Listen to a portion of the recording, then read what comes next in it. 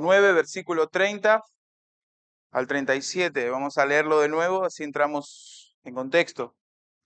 Dice así: habiendo salido de allí, caminaron por Galilea y no querían que nadie lo supiese, porque enseñaba a sus discípulos y les decía: el Hijo del Hombre será entregado en manos de hombres y le matarán, pero después de muerto resucitará al tercer día.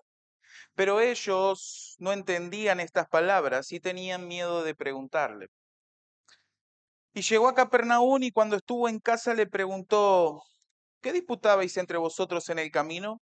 Mas ellos callaron, porque en el camino habían disputado entre sí quién había de ser el mayor. Entonces él se sentó y llamó a los 12 y le dijo: si alguno quiere ser el primero, será el postrero de todos y el servidor de todos. Y tomó un niño y lo puso en medio de ellos, y tomándole en sus brazos le dijo: el que reciba en mi nombre a un niño como este, me recibe a mí, y el que a mí me recibe, no me recibe a mí, sino al que me envió. Amado Padre, gracias, Señor, por permitirnos, Señor, en este día, con este hermoso día, poder abrir tu palabra y poder tener la libertad de poder exponerla, de poder escucharla, de poder utilizar nuestras voces para cantar aquel que es nuestra ancla firme, en el cual nos podemos aferrar en momentos, Señor, de oscuridad, en momentos de tempestad. Pero gracias también, Señor, porque tú eres nuestro ejemplo de humildad, nuestro ejemplo de humillación, nuestro ejemplo de servicio. Oh Padre, que la cruz de Cristo, Señor, se haga presente en este pasaje y ayúdanos, Señor, a poder vivir de acuerdo a la enseñanza, Señor, que tú nos has dejado, Señor, en este pasaje. Señor, sabemos que en este lugar puede haber personas que todavía no te conocen a ti como único Salvador. Oh Padre, que tu Espíritu Santo, por medio de la predicación del Evangelio, por medio, Señor, de esta enseñanza, esté haciendo esa obra perfecta en esos corazones y que puedan conocerte lo maravilloso que eres, Señor, y lo grandioso que es el amor en Cristo. Señor, te lo dejamos en tus manos, en el nombre de Cristo Jesús. Amén. No sé si ustedes escucharon tipo eslogan que dice: sé tu propio jefe. Es bastante habitual en estos días. El hecho de no depender de nadie, el hecho de no servir a nadie, el hecho de ser vos el jefe y de poder mandar a los demás para tener ese sentido de autoridad. Hermanos, la humildad no se considera ya una virtud en una cultura que es orgullosa, que es egocéntrica, que es egoísta. Como tampoco, hermanos, lo era en el mundo de la época de Jesús. Por ejemplo, filósofos de ese entonces describían al orgullo como la corona de las virtudes. Eso lo decía Aristóteles. Hermanos, nosotros a la luz de las Escrituras entendemos algo: que todo corazón humano caído es un adorador incesante de sí mismo. Todo corazón humano caído es un adorador incesante de sí mismo. La naturaleza humana caída está dominada por el orgullo. Eso nosotros lo vemos a partir desde Génesis. En primer lugar, lo vemos cuando Satanás cae del cielo. Él queriendo ser como Dios, él queriendo llegar a donde estaba Dios. Y esa fue la misma mentira y el mismo engaño que engañó a nuestros padres. El decir: seréis como Dios. Y cuando Eva escuchó ese seréis como Dios, automáticamente vio esa prohibición de Dios como un objeto en el cual podían alcanzar una sabiduría muchísimo más grande. Si nosotros vemos varios libros en la actualidad, hay libros de autoayuda. Nuestra sociedad, hermanos, diagnostica la causa de los problemas de las personas como una falta de orgullo, falta de autoestima. Y hermanos, aunque la naturaleza es ajena, aunque la humanidad, perdón, es ajena a la naturaleza caída, hermanos, en la Biblia la humildad es algo fundamental, es fundamental. El Señor exaltado declaró en Isaías 66:1, dice: el cielo es mi trono y la tierra estrado de mis pies, hablando de la grandeza de Dios. ¿Dónde está la casa que me habréis de edificar y dónde el lugar de mi reposo? Eso dice el versículo 1, mostrando que ningún templo, nada creado va a poder contener toda la gloria magnífica del Señor. Y el versículo 2 dice, pero miraré a aquel que es pobre y humilde de espíritu y que tiembla mi palabra. Dios es trascendente, es magníficamente trascendente. No hay nada que se le pueda comparar o medir. Él es perfecta e infinitamente eterno, perfecto, inmutable. Pero muestra esa condescendencia a aquellas personas que es pobre y humilde de espíritu. Aquel que sabe que sin Dios es nada. Aquel que encuentra su suficiencia pura y exclusivamente en Dios. Miqueas capítulo 6, versículo 8 dice, oh hombre, Él te ha declarado lo que es bueno. ¿Y qué pide Jehová de ti? Solamente hacer justicia, amar misericordia y humillarte ante tu Dios. ¿Notan? El Antiguo Testamento tiene mucho que decir respecto a la humildad. Es un rasgo característico. Andrew Murray, un escritor, dice que la humildad es la corona de la santidad. En Lucas capítulo 14, versículo 11, ya entrando en el Nuevo Testamento, Jesús advierte que cualquiera que se enaltece será humillado y el que se humilla será enaltecido. Sigue hablando y la humildad se sigue mostrando, esa humillación se sigue revelando a través de las Escrituras. El apóstol Pablo, hermanos, insta a los creyentes en Efesios capítulo 4, después de dar en 3 capítulos una teología condensada respecto a la salvación. Dice, os ruego que andéis como es digno de la vocación con que fuisteis llamados. ¿Y cuál es el llamamiento del cristiano? Toda humildad, que andéis con humildad. Es lo primero que dice. Con mansedumbre, soportándoos con paciencia los unos a los otros en amor. Además les exhorto en Filipenses capítulo 2, dice, nada hagáis por contienda o por vanagloria, antes bien con humildad, estimando cada uno de los demás como superiores a él mismo. Colosenses capítulo 3, versículo 12, él mismo escribe, vestidos pues como escogidos de Dios, santos y amados de entrañable misericordia, de benignidad, de humildad, de mansedumbre, de paciencia. Tanto Santiago como Pedro también observan que Dios resiste a los soberbios. Esa palabra resistir significa que Dios se lo toma muy personal. La idea de resistir es que ante un orgulloso, ante un soberbio, Dios presenta pelea. Dios se para de frente ante esa persona. Dice que Dios resiste a los soberbios y da gracia a los humildes. Santiago añade, dice, humillaos delante del Señor y Él os exaltará. Hermanos, la Biblia tiene muchas cosas que decir con respecto a la humildad, con respecto a la humillación, con respecto al servicio.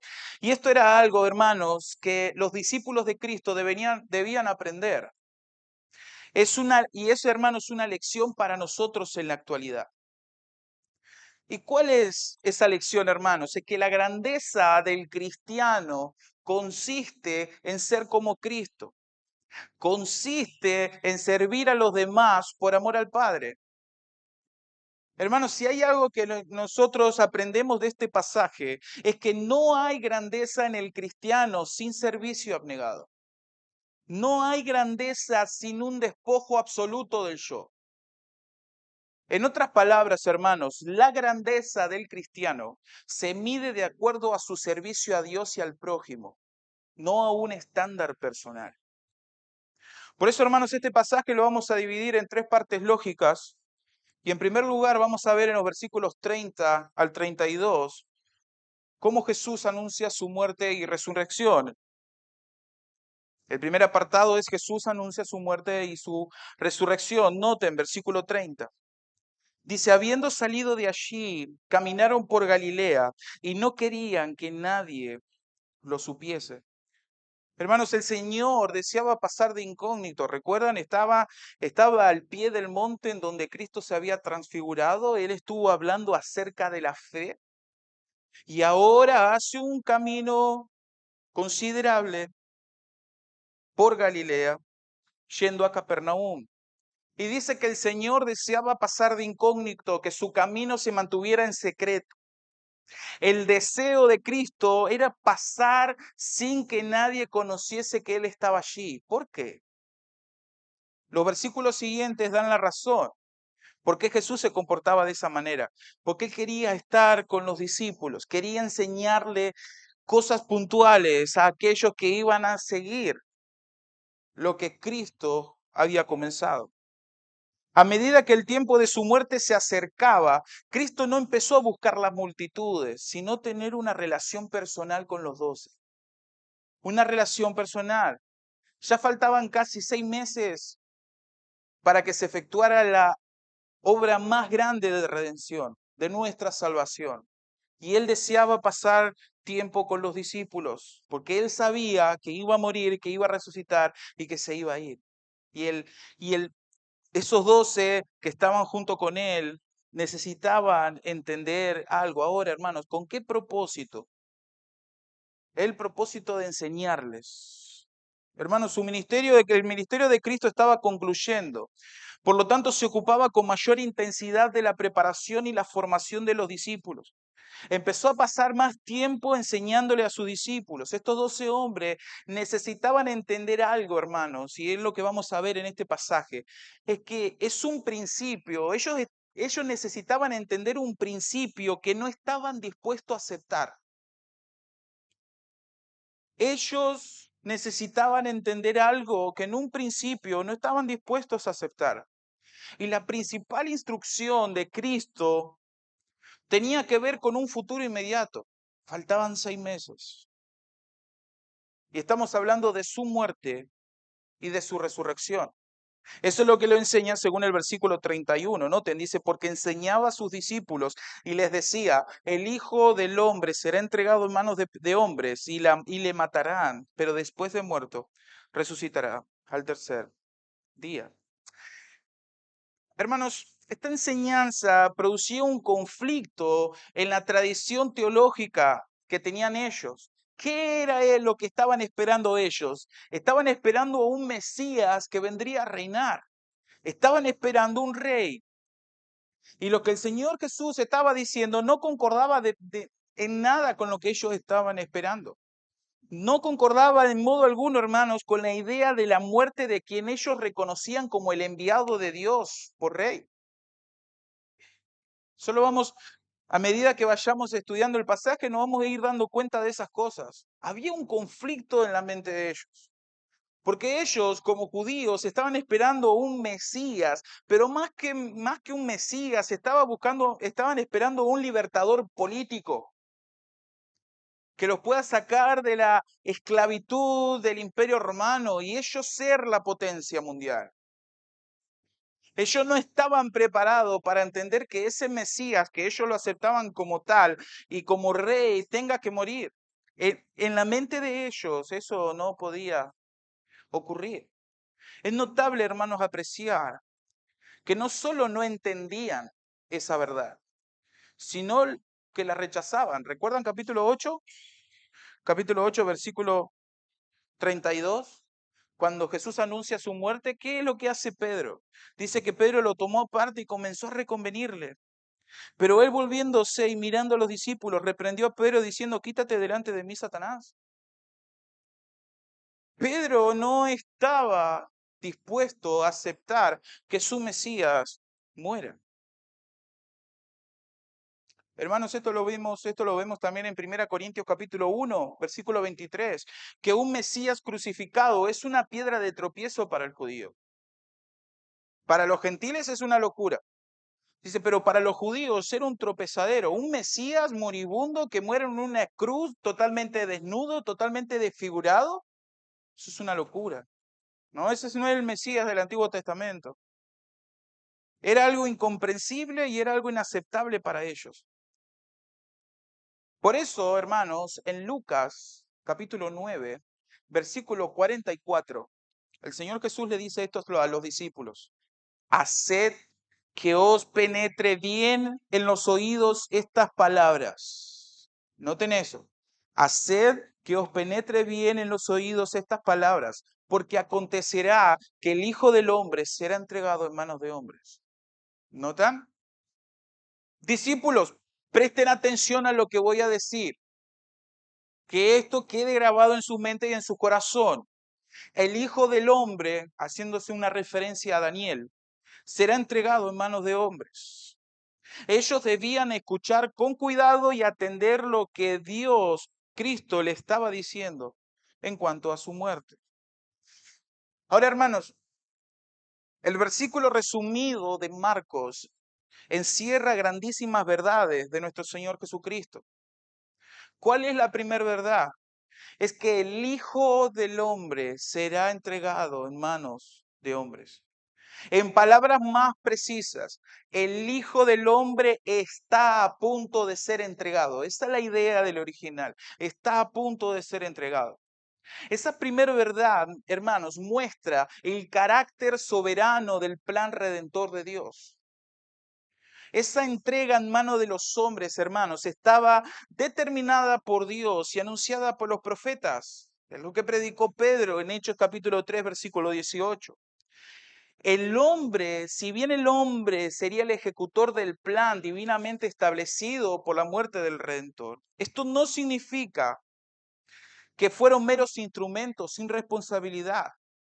El hombre tenía toda la responsabilidad, pero no fueron los hombres los que interrumpieron el ministerio de Jesús tomándole y matándole, sino que fue Dios mismo el que orquestó todo para que se haga de acuerdo a su plan, a ese plan soberano formado en el plan de redención eterno dentro de la eternidad de la Trinidad. Todo ello, hermanos, todo lo que estaba pasando iba a ocurrir por una permisión divina. Hechos 2:23 dice, a Cristo, entregado por el determinado consejo y anticipado conocimiento de Dios, prendisteis y matasteis por manos de inicuo, crucificándole. ¿Notan? La soberanía humana, la responsabilidad humana. Ellos prendieron y mataron a Cristo y lo crucificaron porque eso ya estaba determinado por el consejo y el anticipado conocimiento de Dios. Lo que el Señor, hermano, les enseña es que su muerte va precedida y se establece en la soberanía de Dios. No se trataba de un acontecimiento casual, sino de algo que se determinó divinamente en el consejo eterno de redención, establecido y preconocido por Dios. La misión redentora del Hijo de Dios había sido establecida en la eternidad antes de la creación del universo, de los ángeles y de los hombres. Hermanos, Dios no determinó salvar al hombre porque fuera a perderse, sino que Él lo determinó por su propia voluntad soberana. Por su propia voluntad soberana, que precede a cualquier acontecimiento y causa en el plan de la humanidad. Dice 2 Timoteo capítulo 1, versículo 9, dice, quien nos salvó y llamó con llamamiento santo, no conforme a nuestras obras, sino según el propósito suyo y la gracia que nos fue dada en Cristo Jesús antes de los tiempos de los siglos. El Antiguo Testamento ya profetizaba lo que iba a ser el Mesías. Es interesante que el libro de Isaías nos va a mostrar a ese siervo que iba a venir a reinar, pero antes de reinar iba a sufrir. Antes de reinar iba a sufrir, mas Jehová quiso quebrantarle sujetándole a padecimiento, dice Isaías 53:10. Todo lo que iba a ocurrir en Jerusalén en relación con su muerte sería el cumplimiento de lo que estaba anunciado por los profetas. El Señor Jesús mismo le dice a los discípulos en Lucas capítulo 24 que se tenía que cumplir todo lo que estaba escrito por Moisés, por los profetas, por los salmos. Del mismo modo, hermanos, Dios había marcado el tiempo para la muerte de su Hijo en Jerusalén. Siglo antes, le había revelado a Daniel, en Daniel capítulo 9, versículo 26, que ocurriría en el cumplimiento de la semana 69, el tiempo determinado en la cual el Mesías iba a morir. El Mesías iba a morir. Cuando Jesús está utilizando esa palabra, el Hijo del Hombre, está haciendo referencia a Daniel, a ese Hijo de Hombre, a ese perfectamente humano que es glorificado a la diestra de Dios. Y es a eso que se está haciendo referencia. Hermanos, los discípulos debían comprender que la muerte del Maestro no era el triunfo de la injusticia sobre la justicia, aunque parecería eso. La Iglesia Católica Romana está enseñando que uno de los mayores fracasos de Dios fue la muerte de su Hijo. La Biblia no nos dice exactamente eso. No era el triunfo de la injusticia sobre la justicia, era la ejecución en el tiempo del decreto eterno de Dios para salvación del hombre. La humillación de Cristo, que aparentemente era una derrota, fue la suprema expresión de la victoria de Dios sobre la muerte, sobre el pecado, sobre Satanás. Pero hermanos, la frase sigue. Y la segunda verdad que debían entender es que no solo Cristo sería entregado, sino que sería entregado por mano de hombres. No solamente hay una soberanía, está la soberanía de Dios detrás de ese acontecimiento, sino que hay una responsabilidad humana en esto. Aunque Dios determinó la muerte de su Hijo, no eligió a los judíos de aquel tiempo y a los romanos que gobernaban entonces para que fueran ellos los que matasen, sin que pudiesen resistirse al Señor. Ellos lo hicieron impulsados por sus propios pecados, influenciados y controlados por Satanás y esclavizados por sus propias pasiones pecaminosas. Por tanto, hermanos, ellos son plenamente responsables del que iba a ser el homicidio más grande de la historia. El homicidio más vergonzoso de la historia. Un claro ejemplo es cuando Jesús habla respecto a Judas, demostrándole que ya estaba determinado que uno de los 12 le iba a entregar. Y Jesús dice, ay, de aquel por el cual el Hijo del Hombre es entregado. Bueno le fuera no haber nacido. ¿Estaba determinado por Dios que Judas lo iba a traicionar? Sí, pero es también la responsabilidad de él. Él quería por avaricia, porque Cristo no estaba satisfaciendo sus propios deseos, sus deseos de gloria, sus deseos de riqueza, sus deseos de estar al lado del rey.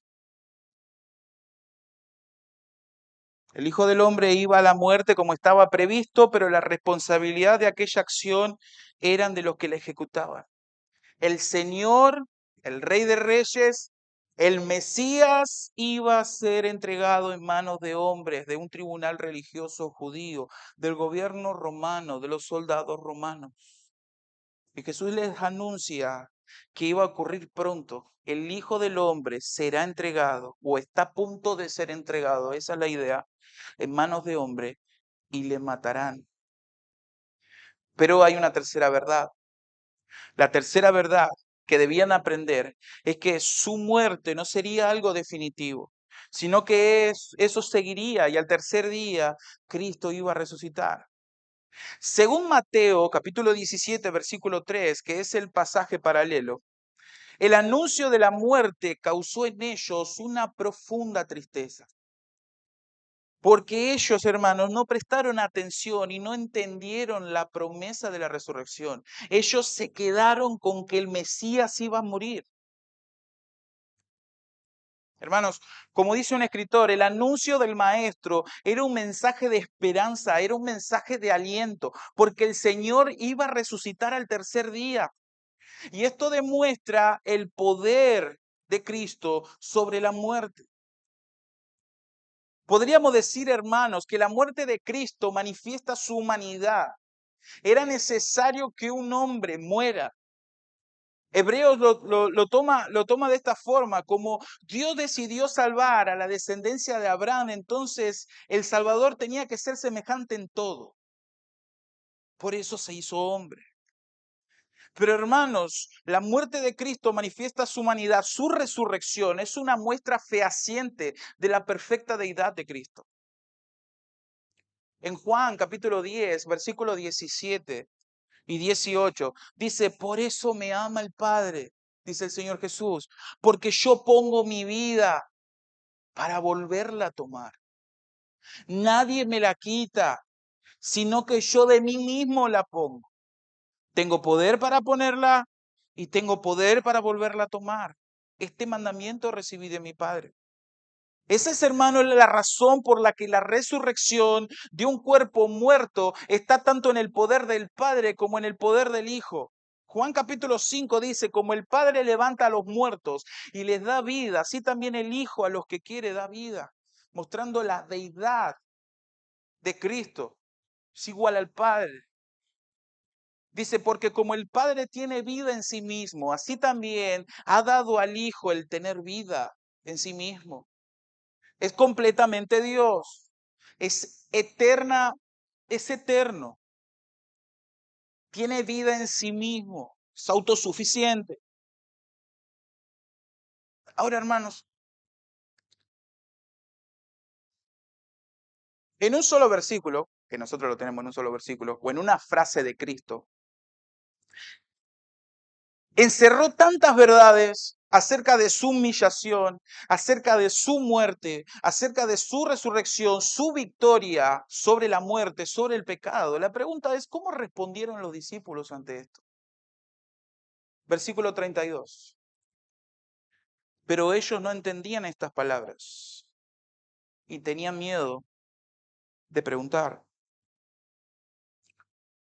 Los discípulos eran incapaces de entender lo que Jesús le había dicho.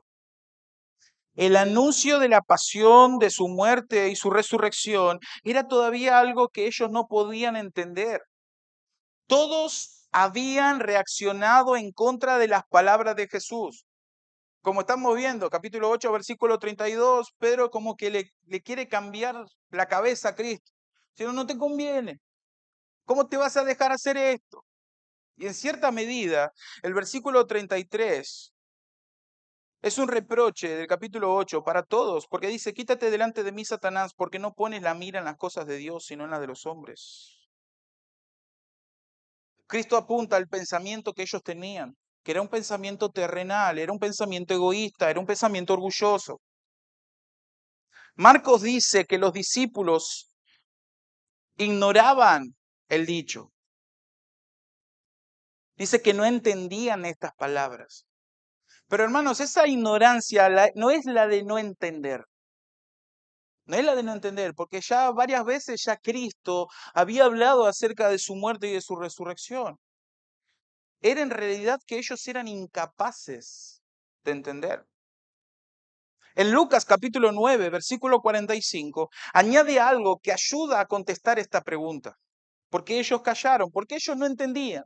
Y dice Lucas 9, mas ellos no entendían estas palabras, porque le estaban veladas para que no las entendiesen. Probablemente pueda ser un velo establecido por Dios para que ellos lo puedan entender cuando todas las cosas sucedan. Pero yo apunto a que ese velo posible por las reacciones de los discípulos era de la tradición que ellos tenían con respecto a las profecías. Ellos no podían aceptar a Jesús muriendo de una forma vergonzosa. Ellos no aceptaban que su Mesías, su libertador, aquel que calmaba las tempestades, que hacía, que creaba alimentos de la nada para alimentar a más de 5.000 personas, ellos no aceptaban que esa persona tenga que morir. Eso es lo que los velaba a ellos. Ellos no podían entender el alcance de las palabras de Jesús, porque ellos tenían una teología del Mesías totalmente diferente a lo que Jesús estaba enseñando. Ellos estaban aferrados a su teología, a su tradición, de que el Mesías iba a ser poderoso, que iba a derrocar a todos los imperios. En su teología, hermanos, el Mesías no podía morir.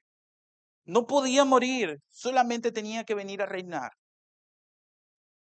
Pero hermanos, que ellos no entiendan estas palabras me lleva a un segundo problema, y es mi segundo apartado de este pasaje, el orgullo de los discípulos, que lo vemos en los versículos 33 al 34.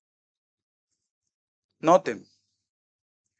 Y llegó a Capernaum después de todo ese camino, enseñándole, instruyéndoles respecto a su muerte, a su resurrección. Dice, y cuando estuvo en casa le preguntó, ¿qué disputabais entre vosotros en el camino? Mas ellos callaron, porque en el camino habían disputado entre sí quién debía ser el mayor. En su camino a través de Galilea, ellos llegan nuevamente a la ciudad de Capernaum, lugar de residencia habitual, sobre todo en la primera etapa del ministerio de Cristo. Es muy probable, como otras veces, que hayan estado en la casa de Pedro, que esa haya sido la residencia del grupo durante el tiempo que estuvieron en aquel lugar. Y en la casa, Jesús formula una delicada pregunta. Y la pregunta es, ¿de qué cosas discutíais en el camino? Hermanos, esto de entender algo, que Jesús en el camino, si bien venía enseñando, hubo un tiempo que Jesús caminó solo, que venía un poco apartado de los discípulos, pero sí escuchaba un murmullo. Mientras Jesús iba adelante, ellos se entretenían en discutir entre sí. ¿Cuál fue la respuesta de ellos según Marcos? Que cuando Jesús les preguntó qué cosas discutían en el camino, ellos hicieron silencio. Ellos hicieron silencio, los discípulos callaban porque se sentían incómodos a causa de la razón de la discusión en el camino.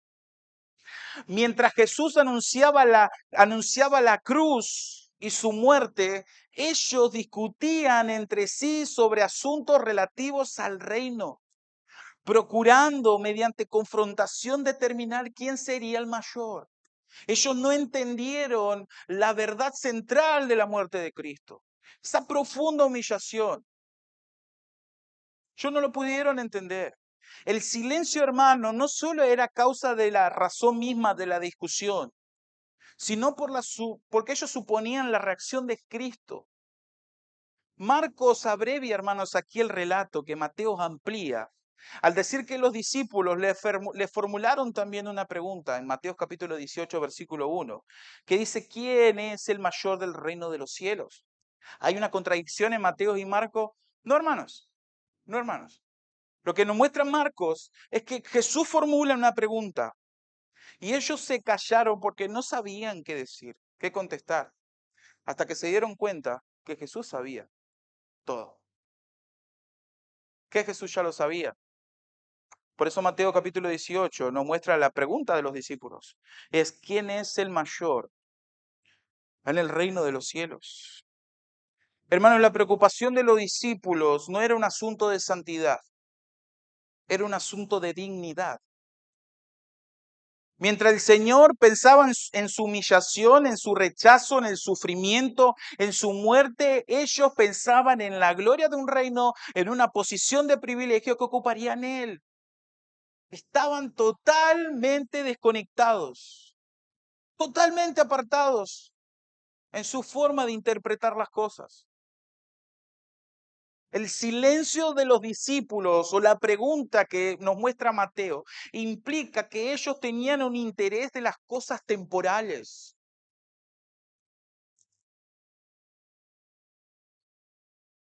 En el capítulo 8, versículo 34, ustedes ya lo han estado estudiando. Dice, si alguno quiere venir en pos de mí, niéguese a sí mismo, tome su cruz y sígame. El Señor los llama a seguirlo en un camino de abnegación, en un camino de renuncia, en un camino de entrega. Pero ellos pensaban en un beneficio personal, en la gloria que deseaban tener sobre el resto. Querían reinar con Cristo. Querían que todos se postren a sus pies. Ellos querían mandar. Es el egoísmo propio del hombre que se manifiesta en el contexto de la causa de la discusión en el camino. Es el orgullo de querer ser alguien por las cosas que hicieron. Probablemente haya habido una discusión respecto a que Jesús parecía que tenía tres que eran sus favoritos. Entonces todos querían tener su parte, hasta tal punto que la madre de Juan y de su hermano lo llama a Jesús diciendo, ruega que estos dos se sienten, uno a tu derecha y otro a tu izquierda. Hasta ese punto llegaron. De paso, los discípulos re enojados con Juan y con su hermano. Pero ellos no entendieron, hermanos, el significado de lo que Jesús les acababa de decir. Porque Jesús lo que les muestra es que Él iba a presentar el ejemplo más grande de humillación. Ellos no lo entendieron, ellos estaban pensando ya en un reino, en cómo ellos iban a gobernar y quién iba a ser el mejor y quién iba a estar a la derecha de Cristo gobernando. Cuando Jesús, tanto en el capítulo 8 como en el capítulo 9, les muestra que la grandeza no viene por una dignidad propia, viene pura y exclusivamente por una autoabnegación, por una negación del yo, por una humillación, por la humildad. Ellos no entendían eso, hermanos. Cristo es el mayor ejemplo que nosotros tenemos de humillación. Dios el Padre mostró su humillación en dar a lo mejor que tenía para salvar a personas pecadoras como tú y como yo. Eso ya es una muestra de humildad, esa es una muestra de humillación. Que Dios, el soberano, el santo, el perfecto de todo, tengan que entregar a lo mejor del cielo en sacrificio por nosotros pecadores y débiles.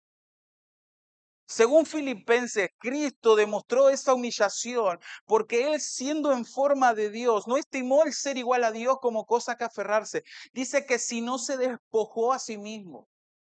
Hermanos, a tal punto que Juan nos muestra que todo lo que él decía era lo mandado por el Padre. Todo lo que él hacía era lo mandado por el Padre. Nada de lo que decía era propio, sino lo que el Padre le había dado. Era una total abnegación de su autoridad para someterse pura y exclusivamente a su Padre.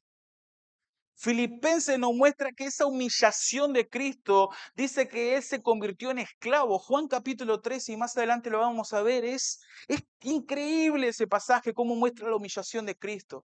Cristo sabía que después de su muerte iba a volver a estar con su Padre con esa perfecta gloria, y pensando Cristo en esa gloria que iba a ser de vuelta, dice que él tomó forma de esclavo. La idea de Juan es como si nosotros estuviéramos viendo una película y llega un momento que se pone en cámara lenta, donde nos muestra a Cristo quitándose sus ropas, quedando como un esclavo, tomando una toalla, lavándole los pies a los discípulos. Mientras él meditaba en esa grandeza, en esa gloria que iba detrás de la cruz. Ese es el ejemplo de humillación que tenemos de Cristo. Él se despojó a sí mismo, él tomó forma de esclavo. Él sufrió una muerte como un malhechor, vergonzosa, desnudo, desfigurado, soportando la ira de Dios, soportando el infierno sobre sí. Esa es la humillación de Cristo. Eso es lo que los discípulos no entendían.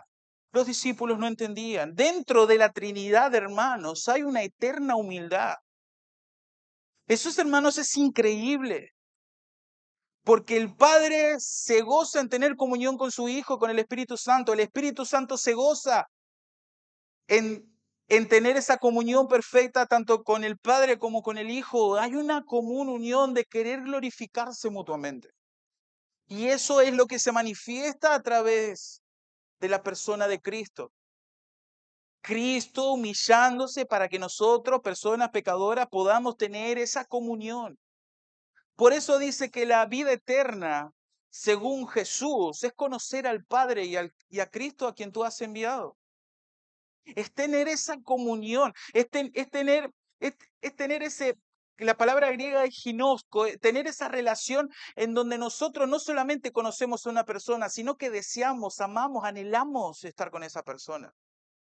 De tener esa comunión. Pero los discípulos no entendían nada de esto. Los discípulos querían ser los mejores porque ellos, por algo que ellos hacían. Ellos estaban cegados por el egoísmo.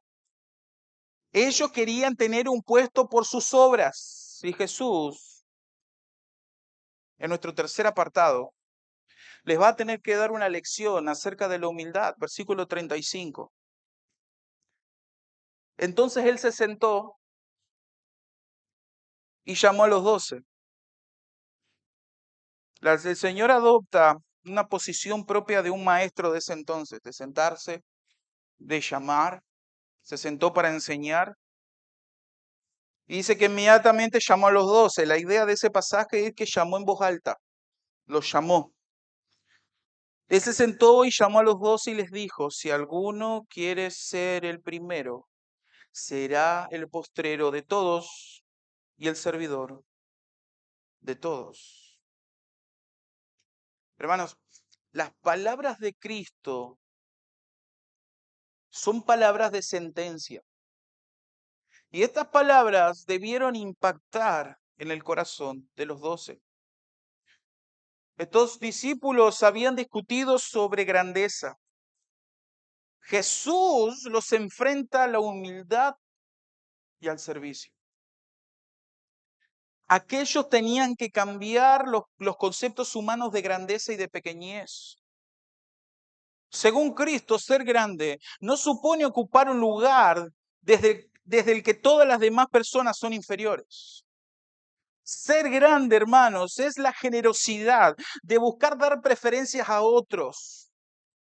Ser grande dentro de las escrituras y lo que Jesús está enseñando es estar dispuesto siempre a ocupar con gozo el último lugar.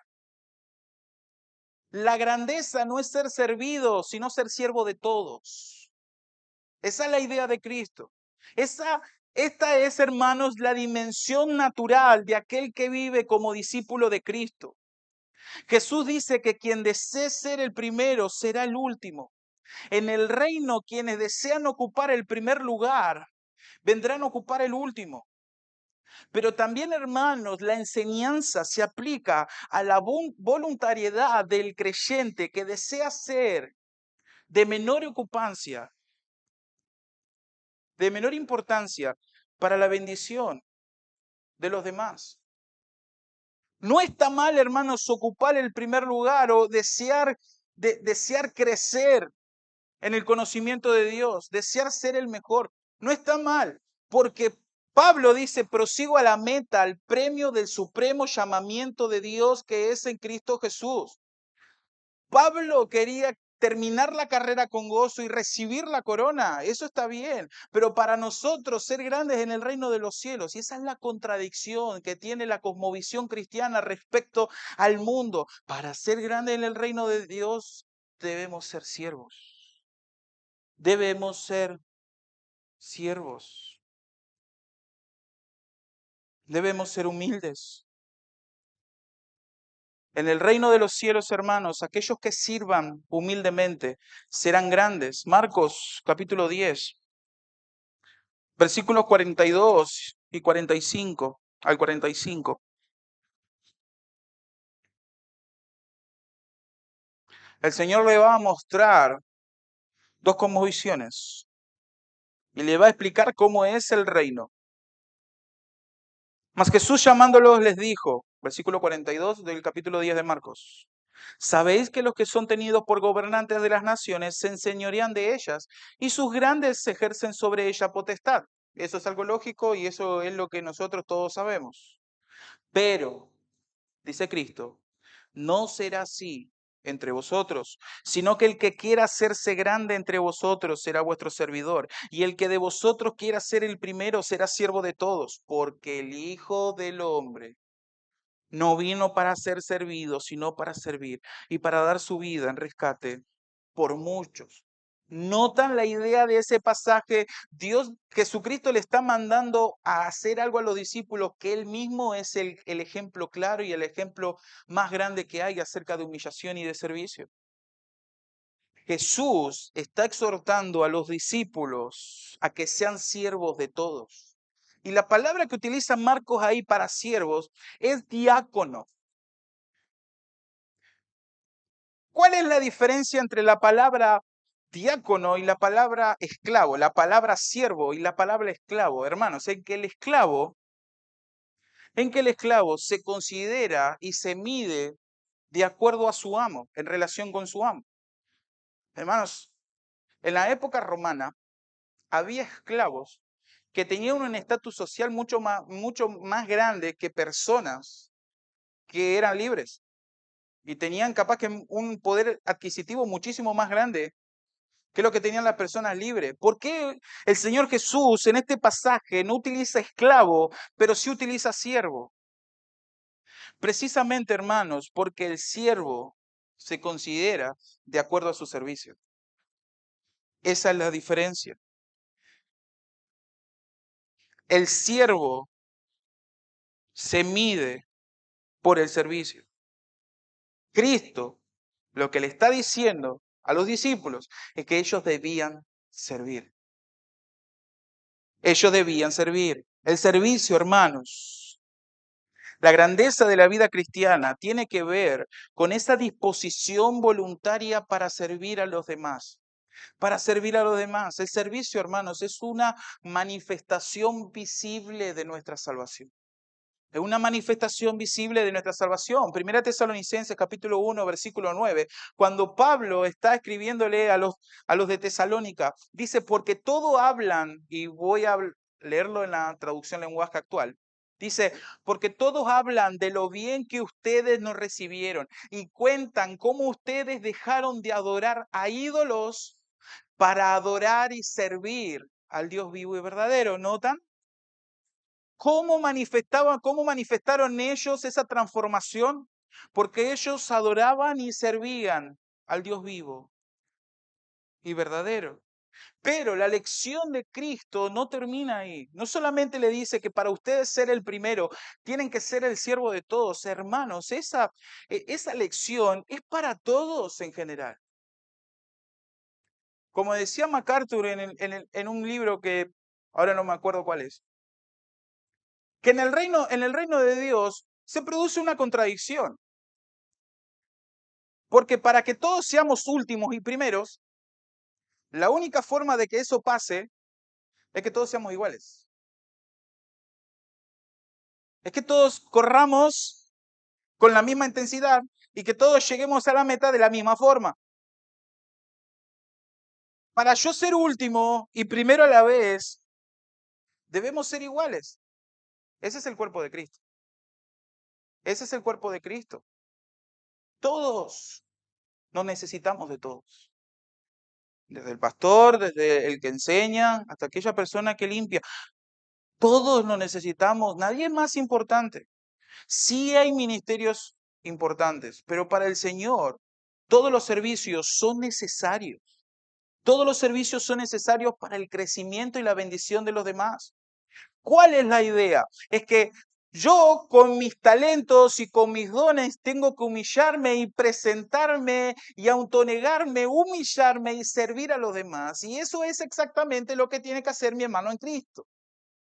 De esta forma, si toda la iglesia actuara en base a lo que el Señor Jesús dice, entonces todos seríamos últimos, todos seríamos primeros. ¿Se entiende? Ahora, en el verso 36, el maestro va a dar una importante lección a los discípulos. Y lo hará no solo con sus palabras, sino con la presencia de un niño pequeño. Versículo 36. Dice, tomó a un niño, es un niño pequeño, esa es la idea de la palabra. Y dice, le puso en medio de ellos y tomándolo en sus brazos le dijo, el que reciba en mi nombre a un niño como este, me reciba a mí. Y el que a mí me recibe, no me recibe a mí, sino al que me envió. Jesús toma al pequeño en sus brazos de una manera tal que cuando lo miraban a él, también miraban al niño. Hermanos, hay algo interesante y necesito abrir un paréntesis con respecto a esto. Es que siempre que Jesús necesitó a un niño, había un niño al lado. No sé si se dieron cuenta de eso en los evangelios. Siempre que Cristo necesitó un niño, había un niño al lado. Eso muestra ese afecto entrañable que Cristo tenía hacia los niños. Los niños querían estar con nuestro Señor. Hermanos, debemos entender algo en esa época. Los niños no eran tenidos en cuenta. No eran tenidos en cuenta hasta que tenían una madurez especial por las cuales ellos ya podían hacer las cosas por su propia cuenta. Pero para después, los únicos que le importaban a los niños eran sus propios padres. Pero después los tenían en poco a los niños. Eran como si fueran esclavos.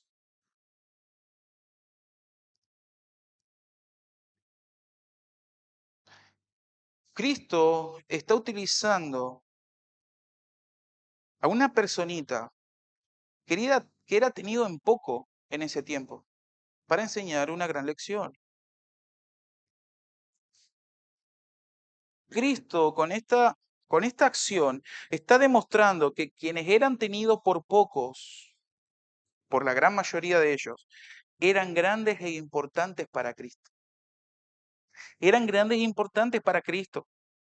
Pero por otro lado, hermanos, no solamente vemos ese afecto entrañable de Jesús para los niños, pero también podemos ver la generosidad de Cristo demostrada en la paciencia y la gracia para con los discípulos. Cristo en esta sección en ningún momento les reprocha nada, Él se sienta, los llama, les habla, llama a un niño y ejemplifica con el niño lo que Él quiere decir. Eso es una muestra también de humildad, de humillación. Era algo que reprochara lo que estaban haciendo ellos, ¿verdad? Ellos estaban buscando la grandeza cuando Cristo estaba anunciando su muerte y su sufrimiento. Hermanos, hermanos, es impactante la escena para los judíos, es muy impactante. Un pequeño, pónganse en las sandalias que tenían ellos, creo que son sandalias. Métanse en las sandalias de los judíos, que los niños eran tenidos por poco. Jesús llama a un niño, fue puesto para enseñar. Un niño es utilizado por Cristo para enseñar tantos a grandes, a todos los grandes que estaban reunidos en torno a Cristo. Los que buscaban grandeza tenían que aprender de la lección por medio de un niño. Eso es algo ilógico para el judío. El niño estaba en la parte más baja de la escala social. Ellos lo único que tenían que hacer era obedecer. Y Cristo lo utiliza para que ellos aprendan de un niño. Eso es algo impactante para ellos. Y noten, el versículo 37 dice, el que recibe mi nombre a un niño como este o semejante a este. ¿Cuál es la idea de este pasaje? Dice, el que reciba en mi nombre a un niño como este. Lo que está diciendo el Señor es utilizar a ese niño para demostrar dos cosas. En primer lugar, el espíritu del cristiano. ¿Qué es un niño? Es una persona débil, es una persona frágil, es una persona que depende del padre, depende de la madre. En Mateo capítulo 18, versículos 1 al 6, les invito a que me acompañen, a Mateo capítulo 18, versículos 1 al 6. Vamos a ver qué es lo que el Señor enseña respecto a los niños.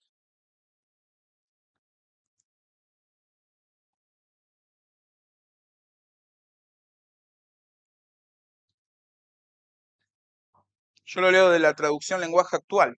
Dice, Versículo 1 del capítulo 18 hasta el versículo 6. Dice, en esa misma ocasión los discípulos le preguntaron a Jesús, ¿quién es el más importante en el reino de Dios? Jesús llamó a un niño, lo puso en medio de ellos y les dijo, en primer lugar, les aseguro que para entrar en el reino de Dios ustedes tienen que cambiar su manera de vivir y ser como niños, porque en el reino de Dios las personas más importantes son humildes como este niño.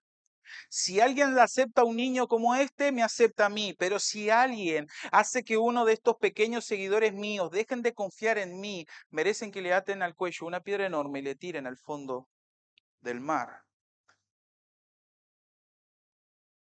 En primer lugar, hermanos, lo que el Señor está demostrando, que el cristiano tiene un espíritu humilde, un espíritu de dependencia. Eso es lo que es humildad.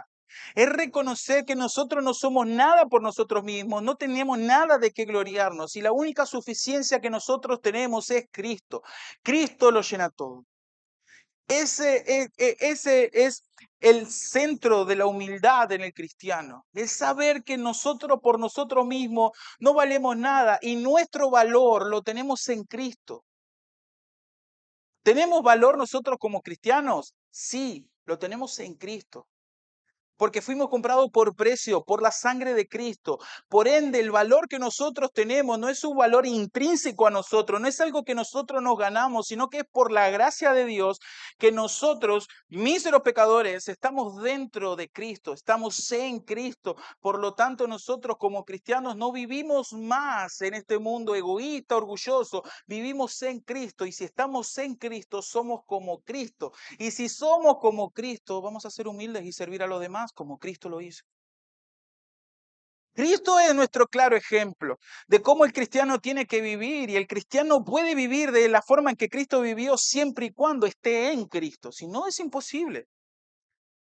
Cristo se sometió al Padre, sirvió al Padre, deseaba y toda su vida fue para glorificar al Padre. Y la forma en que glorificaba al Padre era siendo de bendición a los demás, enseñando, dándoles alimento, sanando enfermedades. Ese es el ejemplo que nosotros tenemos y es lo que nosotros tenemos que hacer y es lo que Jesús exhorta a los discípulos, en primer lugar, a ser como niños. Pero en segundo lugar, la profunda realidad, hermanos, es que la manera en que los cristianos tratan a sus compañeros creyentes es como tratan a Cristo. Esa es la idea del pasaje. Por ende, aquellos que rechazan a otros creyentes, lo rechazan a Él. ¿Qué es lo que el Señor está diciendo? Que nosotros primero tenemos que servir a aquellas personas que son como niños. En el ámbito creyente, a todos nosotros. Pero está haciendo mucho énfasis en aquellas personas que son débiles. Hermanos, nosotros tenemos un pecado dentro nuestro. Que nosotros servimos más y mejor a las personas más importantes. ¿Qué pasaría si te dicen que mañana a la noche llega un famoso a tu casa? Para los hombres que estamos en el mundial, dicen, Messi va a ir a tu casa a comer un asado. ¿Qué harías? Te pondrías a limpiar, agarrarías un asado, el mejor asado que se puede. ¿Lo haríamos con todos? ¿Lo haríamos con todas las personas?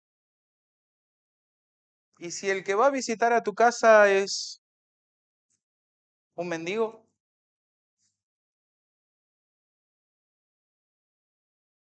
Que no tiene vestidos, que no tiene vestidos,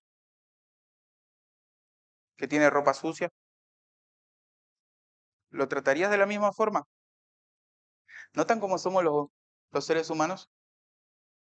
Y lo que el Señor Jesús está explicando aquí es que Dios va a ver nuestro servicio, no las personas importantes, sino cómo servimos a todas las personas. El Señor Jesús está diciendo que yo tengo que servir a los demás, no importa quién sea, sino que lo voy a hacer por amor a Dios, para bendición del prójimo. Si yo sirvo a un niño, el niño no me puede devolver ese servicio. Esa es la idea. No voy a tener ningún rédito del niño. si yo le sirvo. Esa es la idea del servicio del cristiano. Nosotros tenemos que servir a Dios porque Dios se lo merece. Nosotros debemos servir a los demás porque Dios es el que manda que nosotros seamos siervos de todos. No, pero esa persona a mí no me saluda, a mí me cae mal. El Señor dice, ve y sirve a él, porque Jesús, cuando lavó los pies de los discípulos, le lavó también los pies a Judas. Y él sabía que lo iba a traicionar. Le lavó los pies a Pedro y sabía que lo iba a traicionar, que lo iba a negar. Le lavó los pies a todos los discípulos que horas más tarde lo iban a dejar solo.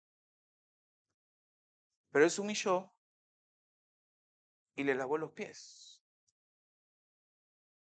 Esa es la verdad del servicio del cristiano.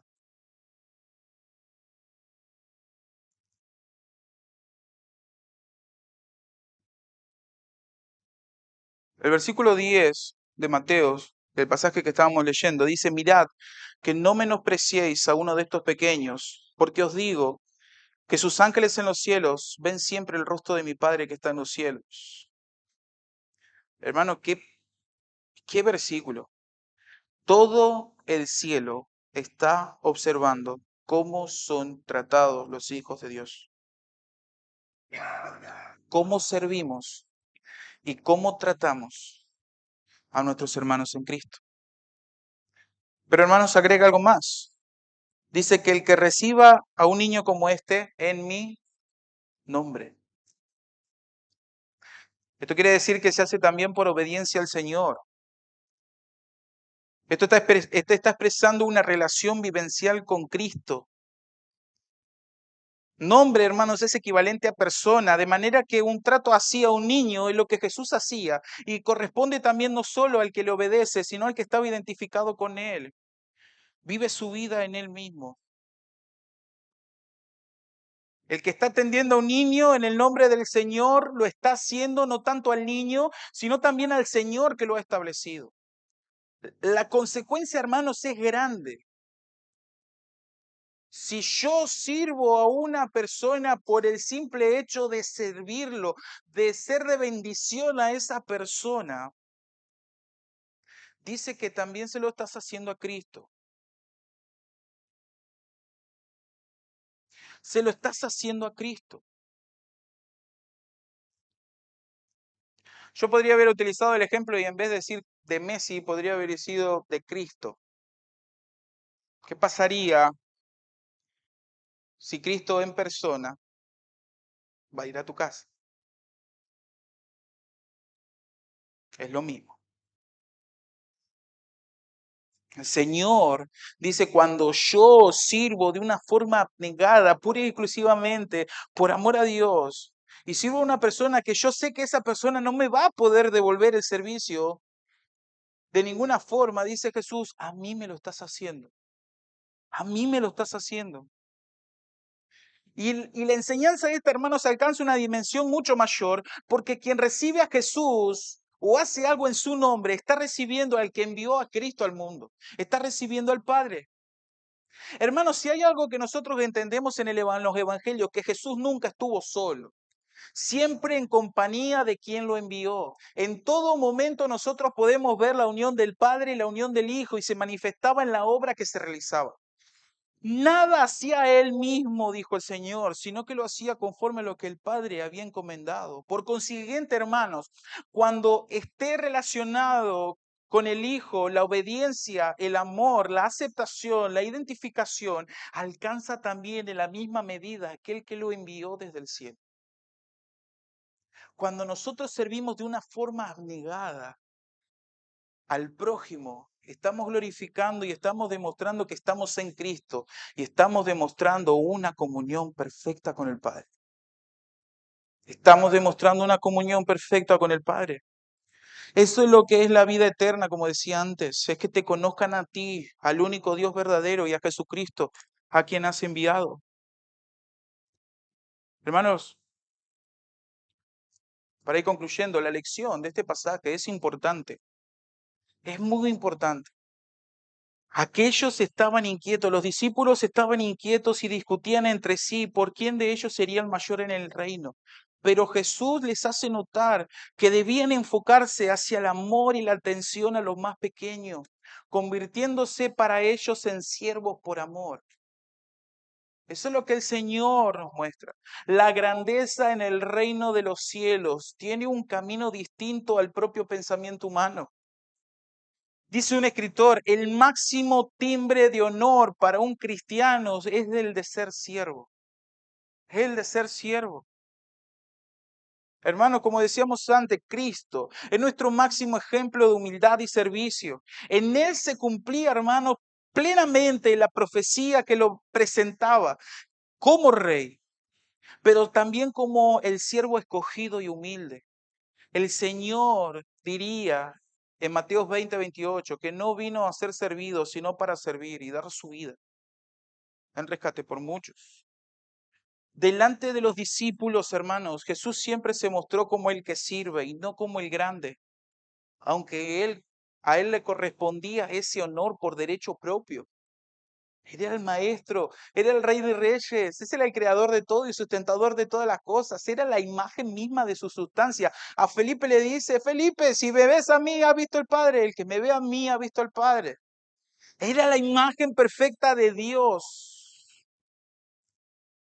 Pero en esa imagen también se ve su humillación. Por ahí pasa la gloria. Nadie puede pasar por la humillación de Cristo sin sentir el impacto de su ejemplo, en un descenso voluntario desde la gloria a la cruz, para favorecer al pecador, haciendo posible su salvación mediante la entrega de su vida. Haya pues en vosotros este sentir, esa humildad, de no tomarnos a nosotros como algo grande, sino que nosotros podamos servir a los demás. Esa es la idea del cristianismo. No somos nosotros mejores por derecho. Nosotros somos esclavos de Cristo por amor. Si yo estoy en Cristo, si yo conozco el Evangelio, eso me va a impulsar a mí a servir porque es lo que Cristo hizo. Cristo fue obediente al Padre, Cristo se humilló sirviendo a las personas al punto tal de que su humildad, su humillación lo llevó a la muerte. ¿Estamos dispuestos nosotros a dar nuestra vida por Cristo? La respuesta probablemente sea sí, probablemente. ¿Estamos dispuestos a dar nuestra vida por aquellas personas que Cristo compró por su sangre? Esa es una pregunta totalmente diferente. Y muchas veces esa respuesta es no, tristemente. Tristemente. No sé cuándo en la actualidad perdimos como iglesia esa unidad de saber que Cristo nos compró. Yo fui comprado por precio, por la gracia de Dios. ¿Tu querido hermano también? No es que Cristo gastó menos sangre conmigo y utilizó un poco más de sangre con vos. No, no. Valemos la sangre de Cristo. El eterno, el Rey eterno, se humilla, derrama su sangre, muere como un malhechor, muere como una persona despreciable y resucita al tercer día para que nosotros hoy tengamos esperanza viva, para que nosotros hoy podamos tener una justificación que se base en algo fehaciente, en donde Dios acepta la muerte de Cristo. ¿Cómo nosotros vamos a demostrar que somos cristianos? Sirviendo. Es lo que Cristo hizo. Sirviendo. Abnegándonos al yo. Abnegándonos de tomar venganza. Porque muchas veces pasa que hay una persona que no te saluda dentro de la iglesia y como que yo tampoco le voy a saludar. No, hermanos, ese no es el espíritu del cristianismo. Dice las Escrituras que Dios nos amó a nosotros cuando aún éramos pecadores. Eso es lo que vamos a ver el domingo que viene, en la Cena del Señor. Dios amó de una forma presente y activa a personas que en el presente y activamente estaban pecando. Esa es la humillación de Cristo. ¿Estás dispuesto a servir a tu hermano? ¿Estás dispuesto a servir a tu vecino? ¿Estás dispuesto a servir a tu enemigo? Porque muchas veces es fácil dejarlo en la esfera del cristianismo y en la esfera del de la iglesia, en donde todos nosotros nos conocemos. Pero ¿estás dispuesto a servir a aquel que te cae mal? Por el simple hecho de que Dios te manda a humillarte, y cuando vos te humillás, cuando yo me humillo de esa forma, ¿estoy demostrando el evangelio en nuestra vida? ¿Notan que el impacto del mensaje para los discípulos es el mismo impacto para nosotros? Porque seguimos pensando en nuestro corazón que nosotros merecemos algo, que nosotros merecemos el saludo, que nos abracen, que nos amen. Cuando en realidad, hermanos, nosotros no merecemos nada. Por hechos propios, nosotros merecemos el infierno. Pero por la gracia de Dios, nosotros hoy podemos tener el perdón de Dios. Es más, el Señor nos sigue sirviendo a nosotros. ¿Ustedes no se dieron cuenta? ¿Se pusieron a pensar en eso? Dios todavía sigue sirviendo a través de su Espíritu. El Espíritu es el que opera en nosotros, queridos hermanos. Cuando leemos las Escrituras, el Espíritu está para darnos luz. El Espíritu Santo sigue haciendo esa obra. El Señor nos sigue cuidando. El Señor nos sigue amando. Y ese es el amor continuo que nosotros tenemos que presentarle a los demás.